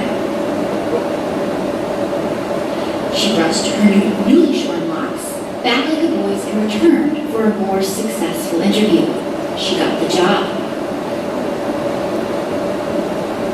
She taught in Jaffa Amr, Palestine, for 2 years before returning to Lebanon around 1900 to help care for her family after her mother died. In Lebanon, she took up teaching again at the Rumana High School, a boarding school founded by Quakers in 1876 in the town where her family had moved. This is an image of the very first students arriving at the school by horse and buggy. She arrived in Rumana just as the Quaker school was establishing the girls' training school. She taught in Rumana for about 10 years. Little is known about her time in Rumana, however. It's likely, however, she graced some of these early buildings as an educator. These images come from a history of the Rumana High School that was published in 1975. We do not know what she taught or even what the curriculum was at this high school at the time, but we can assume that she continued her program of improving women's access to education. Indeed, it was her lifelong project and passion. This is an image from the Nest archive documenting Native instructors in 1901. Rumana high school educators might be pictured here, and if that's the case, Julia might be among the crowd, though I've not yet been able to find her face, scour as I might. In 1908, while Julie was teaching in Rumana, the Young Turk Revolution, or revolt, depending on your political persuasion, happened. It changed how some Arabs came to understand their relationship to the Ottoman Empire, as the leaders of the revolution advocated for the centralization of power in Istanbul, just as many Arabs were dreaming of greater autonomy. The revolution gave rise to a newly energized Arab nationalist movement that advocated for reform within the empire to give Arabs more autonomy over their political affairs. They weren't advocating for independence at this juncture, but reform. The call for independence started around 1913 at the first Arab Congress, which was held in Paris in 1913. Julie was aware of the nascent Arab nationalist movement. We can tell this from her writings. But she did not advocate for a woman's place within this larger political movement. In 1910, Julia moved to Beirut, where one day her life changed in more ways than one.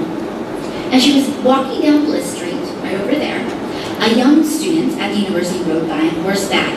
His horse startled and knocked Julia over into a ditch. She sustained serious back injuries from this fall, and the pain from these injuries would affect her for the rest of her life. Yet the accident yielded a surprising result. Unable to stop this charging animal, the student whose horse had hit Julia directed his horse home, where he told his father of this incident and this accident, really. His father, Salim Ali Salam, was a prominent businessman in Beirut and the president of the Al-Maqasid Association, a prestigious site for Sunni Muslim scholarship in Beirut. Salam went to the hospital to see if there was anything he could do to aid the victim. In spite of her physical pain, Salam was so impressed with her learning and her eloquence that he continued to visit, bringing along Badr Dimashqiyya, a scion of an important Muslim family in Beirut. There, confined to her hospital bed, Julia met Sunni Muslims for the first time in her life. Society in Lebanon at the time was very much divided along confessional lines, except for in some mixed communities. Badr was so taken with Julia that he began courting her. At first, she fled his advances. Then she revised her earlier pledge to disavow marriage because she had seen how it had constricted her mother's horizons.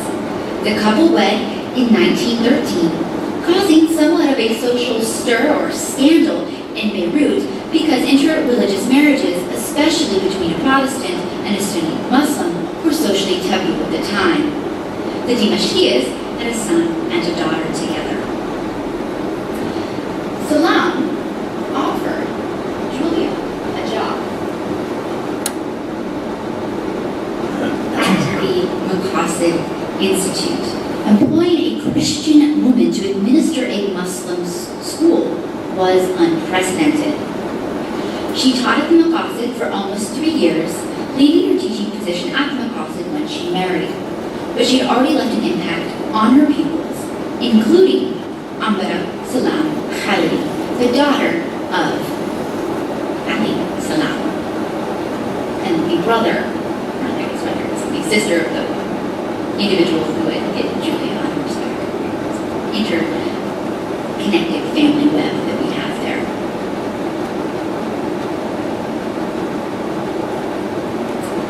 In her memoirs, Ambara recalls Julia applied herself with an open heart, ready to love and to do her best for her students, teachers, and the Maqasid Association members. She had a magical effect on both her female students and their parents. Quote, among the unconventional materials that Julia brought into the classroom were copies of recent Arabic language magazines and journals, including articles written by and about women.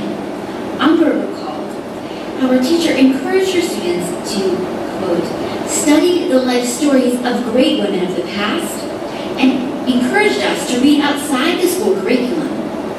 And we would lay our hands on whatever we could find of such material, end quote.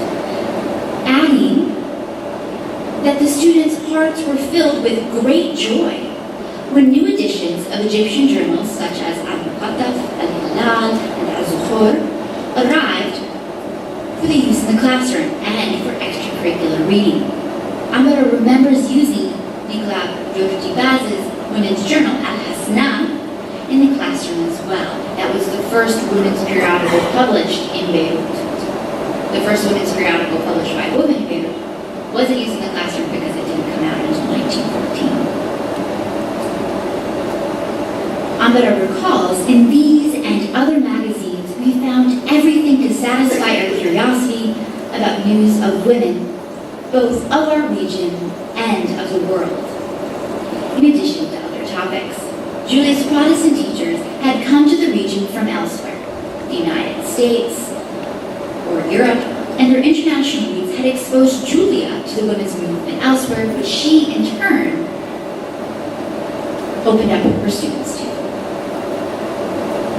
While her time in the Mahassid was short, it was instrumental in spreading her Protestant educational training to a generation of Muslim women.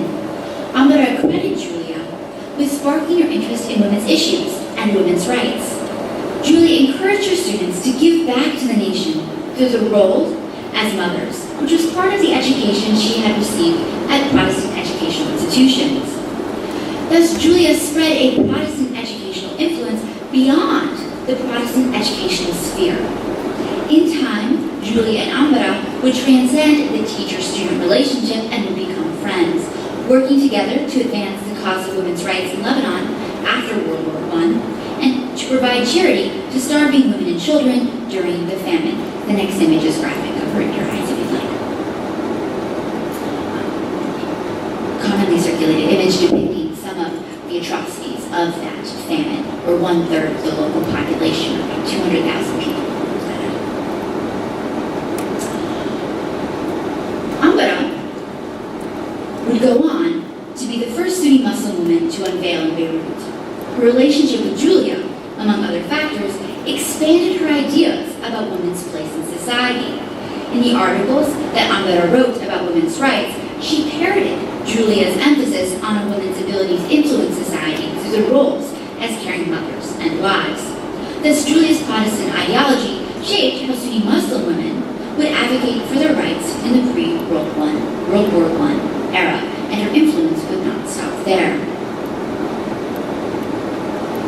On the eve of World War I, Julia was given the chance to spread her thinking about a woman's role in society beyond the walls of her classroom through a series of public speeches.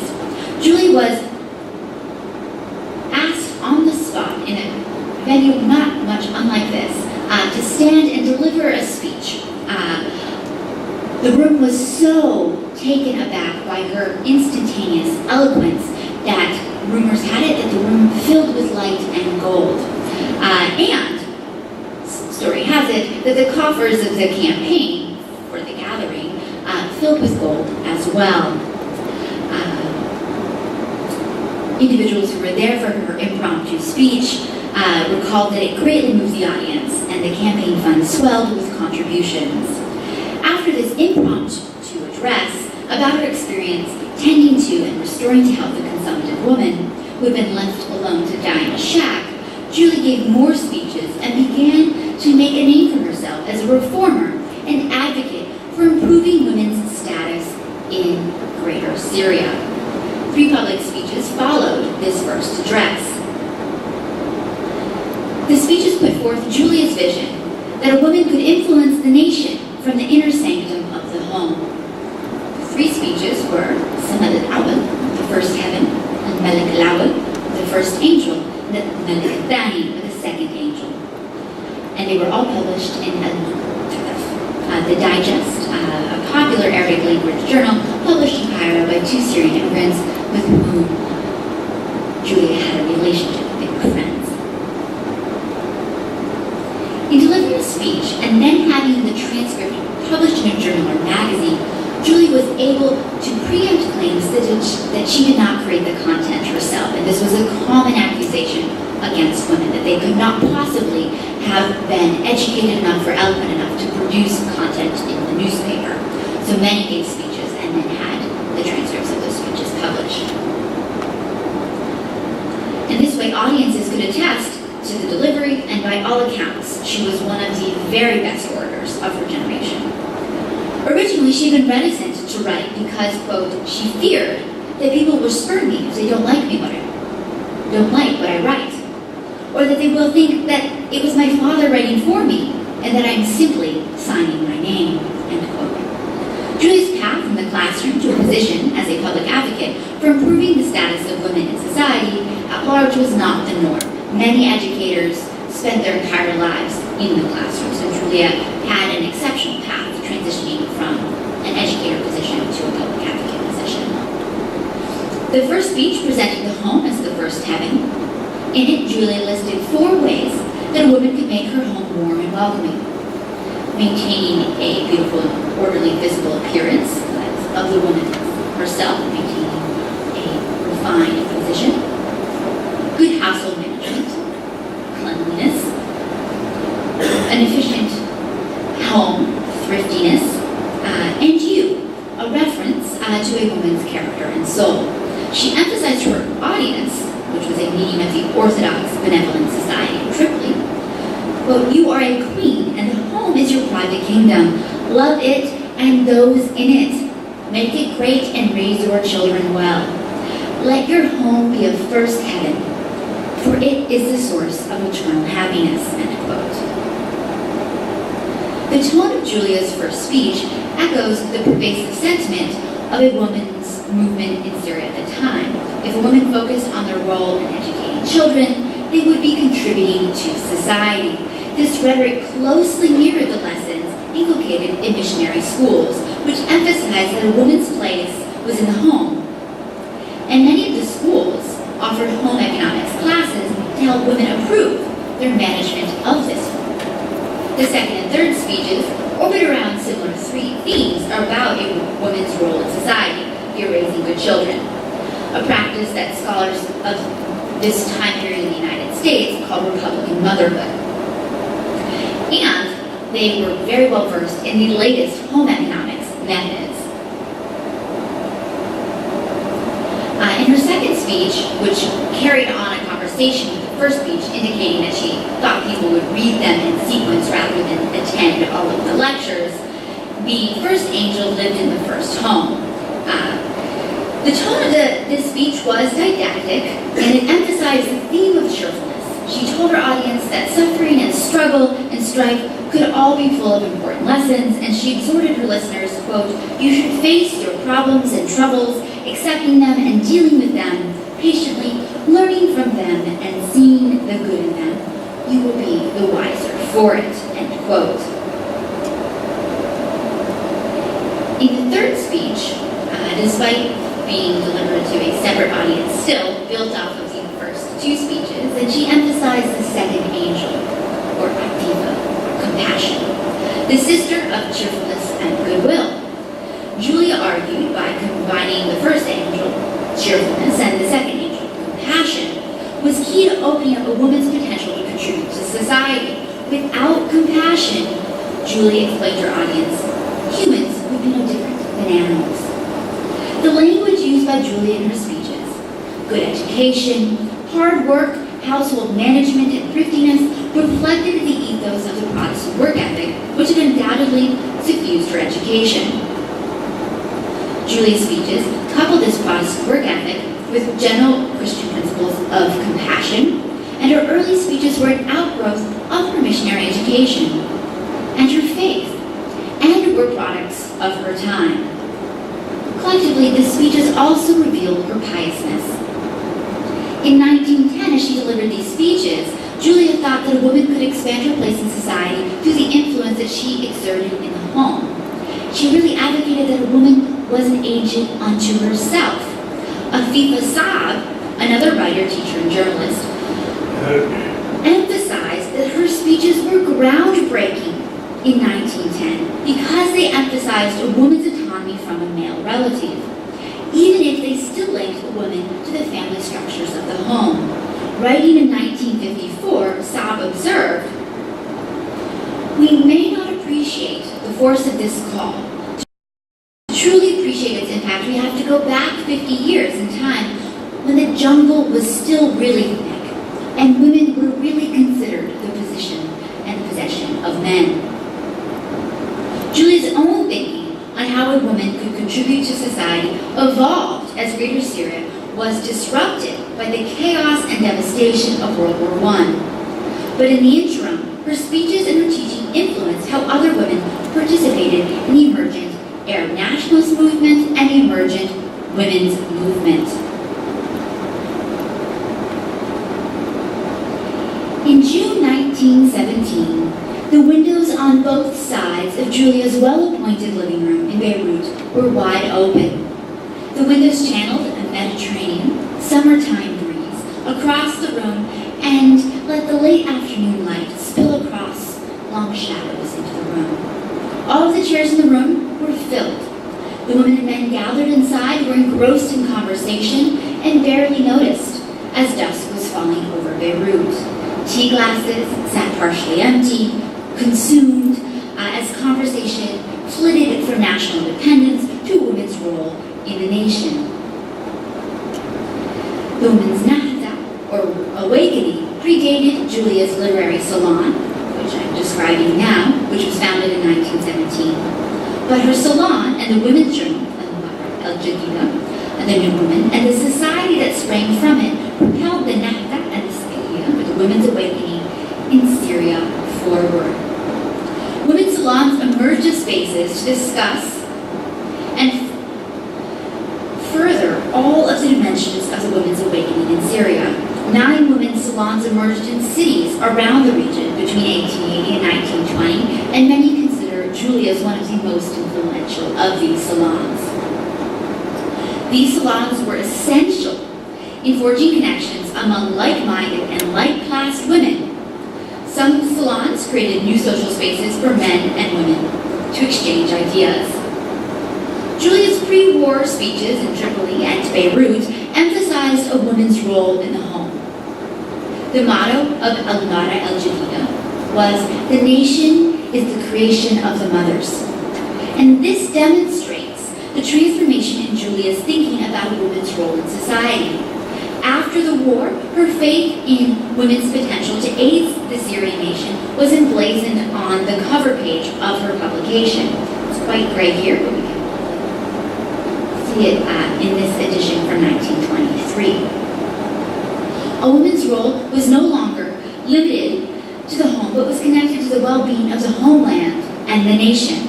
In effect, the nation became the home. Yes. Julia's monthly column in the journal, "To the women of my country," discussed women's problems. The rest of the women's journal focused on encouraging women to liberate their minds through education and to use their liberated status to help improve the nation. Her husband, Baba, supported her publishing and her salon.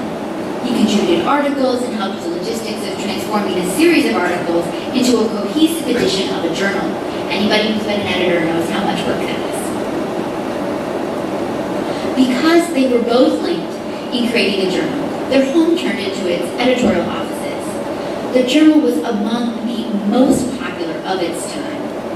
It circulated in Baghdad, in Cairo, in Damascus, Jerusalem, and of course, in Beirut. By 1927, however, the journal encountered financial difficulties and folded. But this, it's important to emphasize, was not uncommon for women's journals of the era. In fact, Julia's was much longer lived than most other journals. Most women's journals did not survive a year in print. So a 6 to 7 year run was quite impressive for the time. The end of the journal was not the end of Julia's engagement with questions of women's rights and status, nor her publishing career. Later, she published a journal for children. Julia and her peers in the publishing sphere were instrumental in disseminating ideas about women's status and efforts to secure rights, which inspired new levels of awareness about experiences women had that transcended the boundaries of a region or society. It was through the press that Julia was able to spread her Protestant-inflected ideas about women's rights to a wider audience. In the early 1900s, Julia's notion of women's rights had been predominantly grounded in Protestant notions of women's rights. But in time, her thinking morphed along with the political realities of the day, especially the colonization of the region after World War I in its mandate structure. Thus, Julia's post-war thinking about women's rights was a hybrid ideology that was still firmly grounded in Protestant notions of a woman's place in society, but found a way of morphing that thinking to to fit her national context. This transformation was on full display at the International Women's Conference hosted in Istanbul in 1935. These were postage stamps that Ataturk, pictured here in the middle, had published in lead up to this international conference. Everyone else there was a leading figure in the international women's rights movement or an internationally renowned female. And Ataturk placed himself alongside these women because he saw himself as a true reformer of women's rights. At the 13th International Women's Suffrage Alliance Conference in Istanbul in 1935, there was a panel dedicated to East-West cooperation, which featured speeches from some of the major leaders of the women's movement in the Middle East, including Huda Sharawi of Egypt and Dimashqiyya, as well as leaders of the women's movement in French Algeria and in India. Sazia Nabrawi, an Egyptian feminist and the editor of L'Egyptienne, a Francophone women's journal, wrote that the East-West session was the most interesting of the sessions, made interesting by the variety of opinions as well as unity of aspirations. End quote. The panelists presented a united desire for women's advancement. Nabrawi noted that there was no accord around the means for that advancement. Some panelists thought that women could and should be advanced through colonial tutelage and Western aid, and others condemned colonialism outright. Here's yet another set of stamps that were published by the Turkish government in the lead up to the conference, displaying the advancement of Turkish women on the eve of this conference.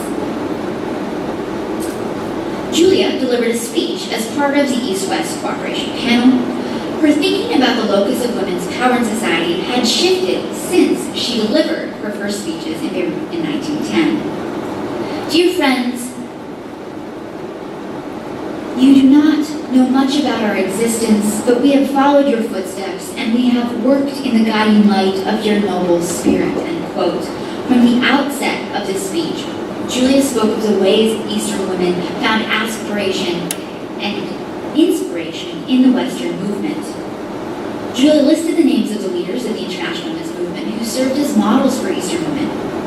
And she cited the work of these women who had inspired, quote, us to strive for what we thought impossible, but which we have now realized will be the salvation of our Eastern countries, the emancipation of Eastern women, and the establishment of a moral code which will put man and woman under the same obligation, end quote. While women in the East were aware of the women's movement in the West, Julia observed that there was a general ignorance in the West about the state of the women's movement in the East.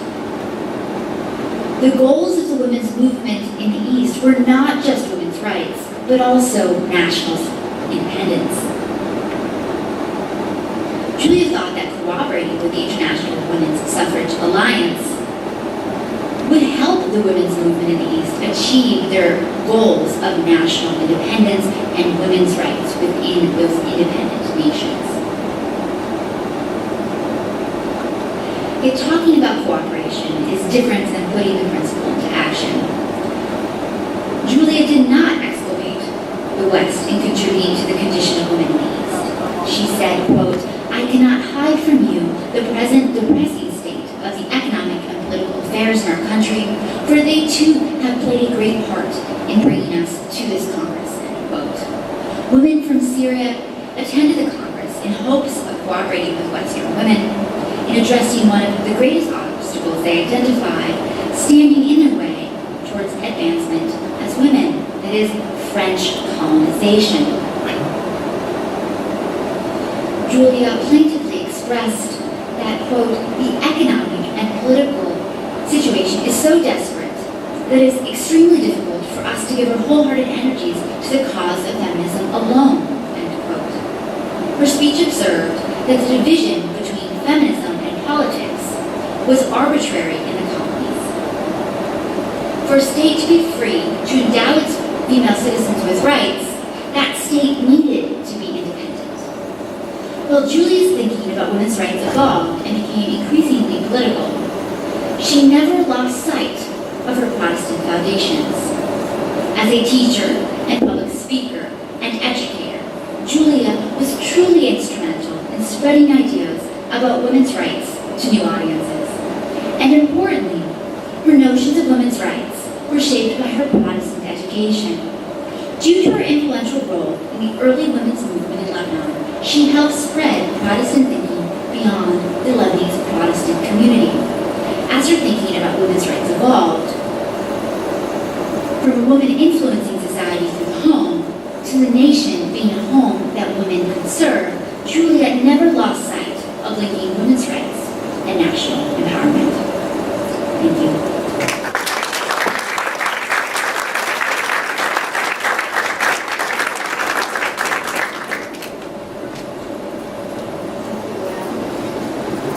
Thank you, Dr. Moha. We have around a quarter of an hour for questions, comments, anything to fill in or to comment on family as well. We'll start with our first question, Dr. John Nowell. Thank you. Thank you for the lecture. You mentioned several times constant ideology or constant ethics or constant way of thinking that has influenced Julia and that Julia tried to advocate in its society. Could you please list for us some of the aspects of that ideology and some of those values? I think you had some of them spread throughout the lecture. Can you list them for us and see whether they are constant or the product of American culture?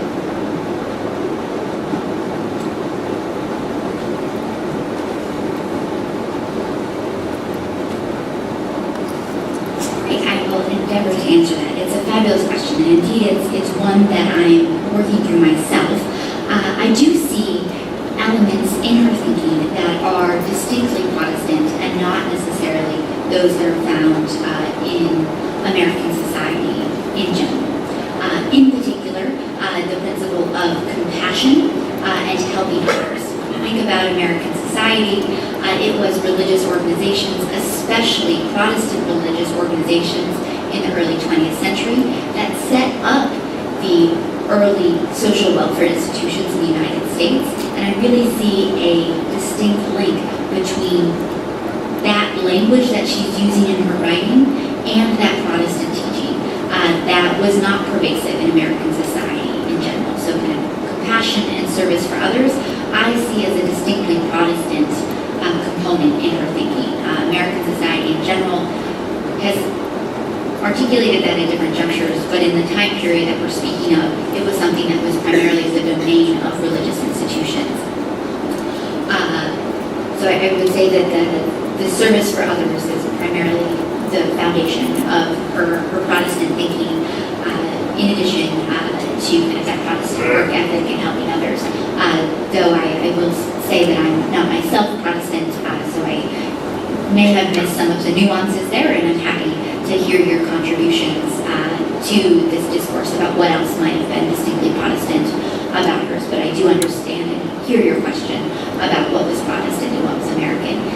They often come together in American society, given the dominance of Protestant Christianity in American culture.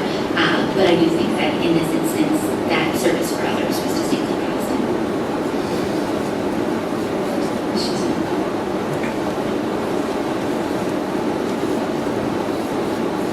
Thank you for your lecture, very interesting. I want to ask you, when she was giving her speeches in 1910, how was she identifying herself? I mean, as what? How would people come and listen? Was she like a missionary, or was she an educator? And who were the audience in there?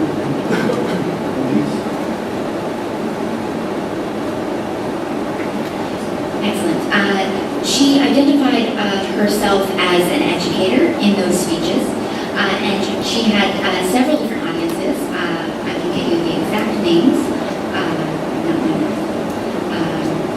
So her first speech was to an Orthodox Women's Society in Tripoli.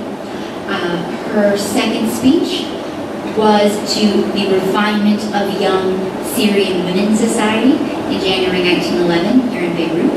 And her third speech was to the National Tuberculosis Hospital in Beirut. So she had a wide range of audiences. The first two speeches were to female-only audiences, or at least that's what I gleaned. And I believe the third audience may have been mixed.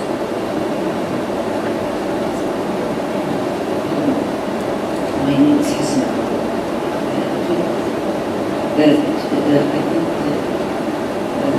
to bring the pioneer Egyptian women of the Nahda period, to look them at the same time to really highlight the whole Nahda Fada that they were circulating within. I mean, just remember Zainab was never in the school.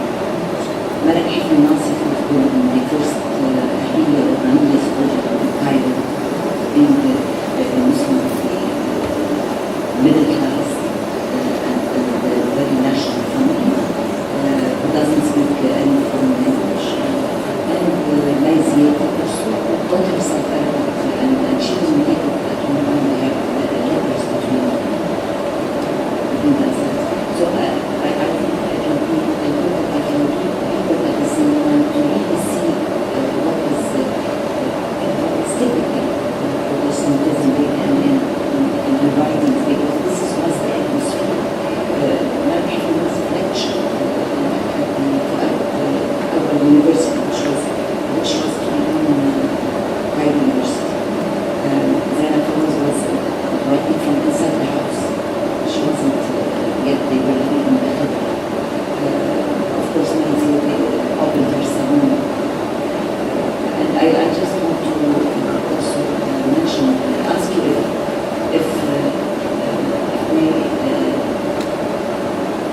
when Maizia was sick, if we visited her in Africa. I don't know if you know about this. I do know that Maziade and Julia were friends. When May visited Lebanon, she published some of May's speeches here, so they did have a friendship. And I promised that I would put Julia into some context, and indeed, she was not alone, and she was in a context of women here in Syria and Lebanon, but also women in Egypt and the wider Arab world. And in my larger book project, I argue that the circulation of the women's press, especially those journals that were published by Lebanese women in Cairo, were instrumental in shaping a regional women's consciousness that Julia contributed to but did not initially spark, because that intellectual movement began in the late 19th century in Egypt, and it started here in Lebanon around 1914 to be disrupted by the war, to be picked up immediately thereafter. In the larger book project, I put Julie into context with 6 other women. Nazagala Habib Behram, Ambara Salam Khalidi, she's friends with her, Noor Hamadi, a Druze woman, Evelyn Busrus, and Alice Kandalev Kozma, and Ibtiaj Adure. So I tried to reconstruct the friendship networks between these women in the larger book project. So you're absolutely right that she was not alone. And yes, she was writing about women's status in society using a vocabulary that was akin to some of her intellectual peers. But her language was slightly different than the language that was used by her Muslim interlocutors. So she was espousing a more Protestant ideology, especially through connecting more to them.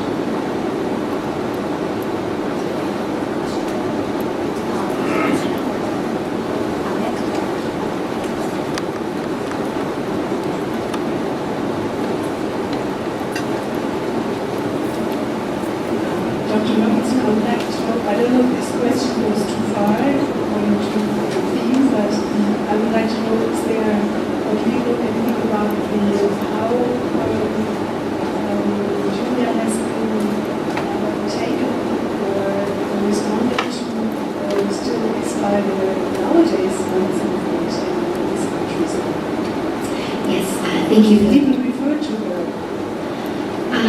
So of the women profiled in the book, and these are the women who have the most extant materials that they've left behind that I can use as a historian, I would say of these women,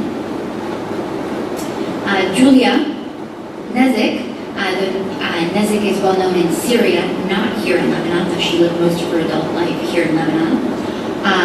And Amra Salama Khalidi are the most well known. The other women are not particularly well known. And I want to emphasize that my hope is to contribute to a conversation about women's history in the Arab world and global women's history at a time when my American students struggle to name the pioneers of the women's movement domestically, let alone abroad, and let alone in the Arab world. And while I've not conducted a thorough study on this matter, I've observed anecdotally that many young Lebanese people cannot name early Qa'adat or pioneers. Right? This history is not suffused through society to the degree that one might hope it is. And I'm not speaking just of Lebanese society here, but all societies. I think we are at a moment where we are forgetting the individuals who sparked the women's movement and brought about the right systems that we enjoy today. So I think it's important to recover them, but they're not particularly well known. Dr. Yunus, thank you very much again for this nice and impressive speech. My name is Untitled Chapter. Thank you very much for this nice speech that tells us about our rich history, about the women's education, and about everything. I have two small questions. She was raised in Muhtara. I missed the first 5 minutes of the speech in the Muhtara Palace of the Jumblat itself, because I read several books of this period. There was a girls' school in Muhtara, 1860, 1867, and there was a boys' school also in Muhtara that were established by the British Syrian Mission. Mrs. Bowen Thompson, we are speaking of this school? Yes. Of this school in 1860 to 1867. The second thing, I have a small No, not that. There is a later incarnation of the school because she was not born until 1878. 1883, sorry. I have many dates in my head. Yes, 1883. So she was too young to attend that school. The first her father attended the school then because he should have been Protestant as a problem. 1860, 1867, there was a Protestant school and the Muhtara Palace itself. This was established by the Thompson, the British Syrians. And the second thing, I want to speak a little bit about Ammar Salam. The father of Ammar Salam is the Prime Minister, the previous Prime Minister, and Salam Abu Ali Stanley. And he was a person advanced in his age. When he took his daughter to the Protestant school, a set of Sunni sheikh paid him a visit and told him this is not acceptable to send your daughter to a school. Himself, he sent his daughters to the Protestant university, at present, and then he educated them with Protestant teachers, most of his education. So, and I was shocked to hear for the first time that a lady was assigned to the Maqasid for the directorate of the school. This is something interesting in my knowledge. A very strange matter for the Maqasid itself, but it's not strange for Salam al-Islam. He was a heterodox man, one could say, right? He had his own mind and he was obdurate, yes. Thank you.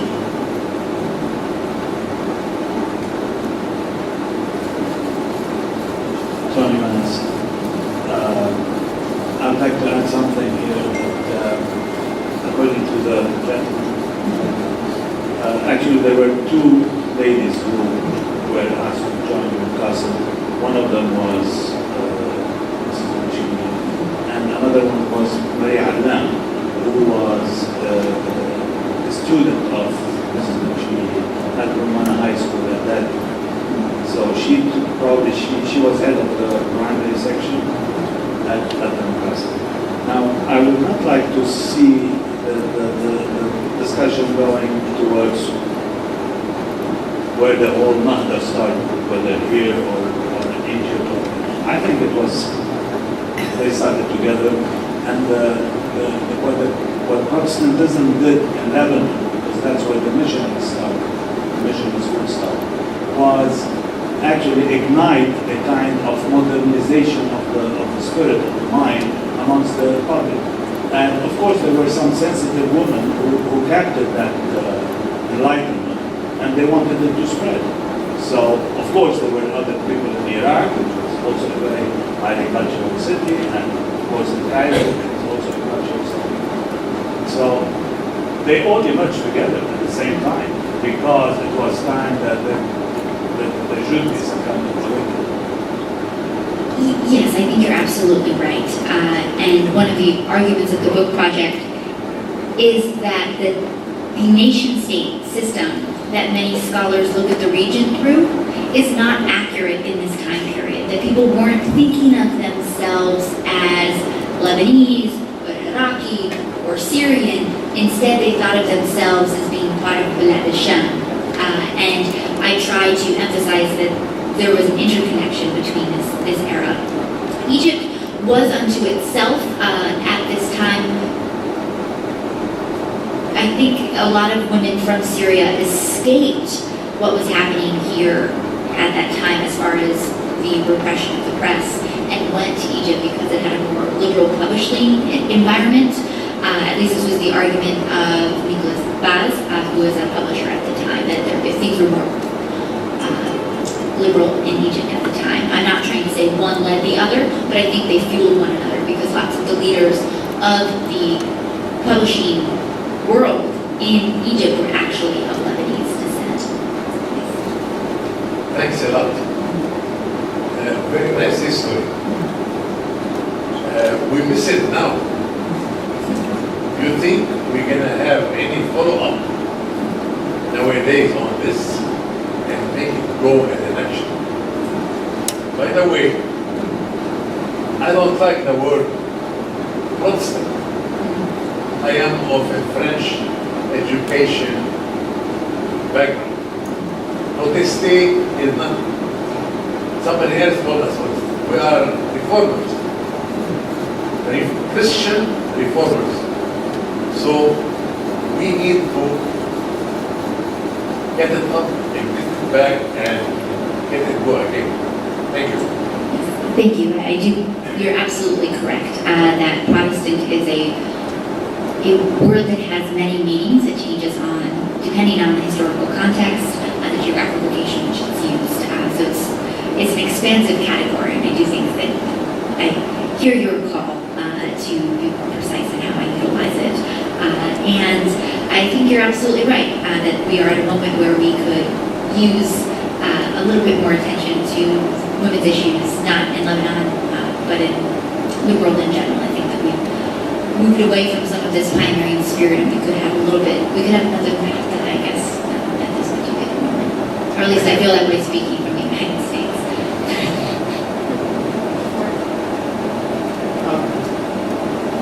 Yes. I'm just curious about Julia's husband, Medley. It seems remarkable that he was willing to take a supportive role as a Sunni Muslim. Did he have any influence in his own community to advocate for women's causes, or was that just too radical for them to take notice? Perhaps I could turn it to his son here, who might be able to speak to that.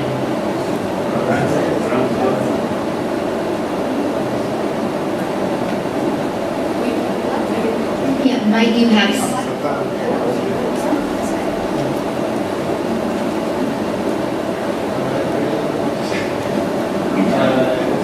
very true. I mean, I find it amazing that whether was able to step out of this natural environment and support it's quite staggering when you think that he set aside all his biases and his education and environment, his social position, and stood by the woman who was combating everything his society stood for. And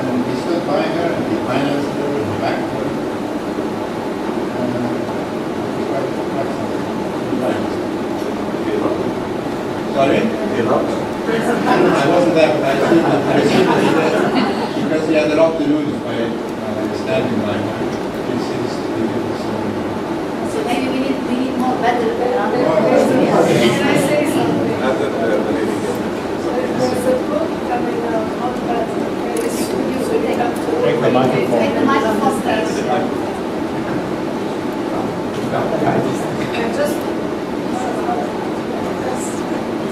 I just want to say that there's a book coming out on that very soon. So you can really find out all the answers to it. Which press is it with? Sorry? Which press? Not yet. Not yet. Well, I do think that this is an important point, right? Paying attention to the fact that these women did not act alone. They had connections with each other. They had deep friendships, but they also had supportive members in their families. This movement would not have happened without familial support and deep friendship networks that transcended the region. Just a comment on a point of history. At about the year 1900, a school was begun in Damascus, Syria, by Protestant missionaries from Maine? not Scotland, Ireland. Irish missionaries. And it was established in Damascus and was led by a particular teacher whose name was Lydia Fuig. And she was a known teacher there at the time. And then the First World War intervened and all the missionaries left. However, the school was maintained by Rafli Saadi and continued until the missionaries returned after the end of the war, and they rewarded him with a pension from the mission for having maintained the school and the school continued. Just a historical point. Thank you very much. It's a curious question. Who is this guy among these sisters? I mean, we've seen him in all the slides. His name is Georgi Nicholas Vaz, and he was the son-in-law of a famous poet, Warda Yazigi, from the late 19th century. And he was nicknamed the supporter of women, Nisir al-Mar'a, which is kind of a positive thing or a negative thing, depending on how you intone that, but was nicknamed the supporter of women. He was the publisher of Al-Hasna, or The Beauty, which was the first women's publication here in Lebanon. Were these speeches that she made in Arabic? Yes, they were in Arabic. And how do you address them? They are still al-Muqtaf. You can get them in the AUB library. And in conclusion, I just wanted to mark and underscore that I'm very well aware of my outsider status in conducting this research. It was my sincere desire to treat these historical subjects and the ones that I cover in the book with great respect. If you have any suggestions about how I might improve the history, things that I have gotten wrong, please come speak with me at the end of the lecture. I'm very excited to have had the opportunity, very honored and humbled to have had the opportunity to share this history today. And I have some time before the book goes to press to correct any errors. So please, with your feedback.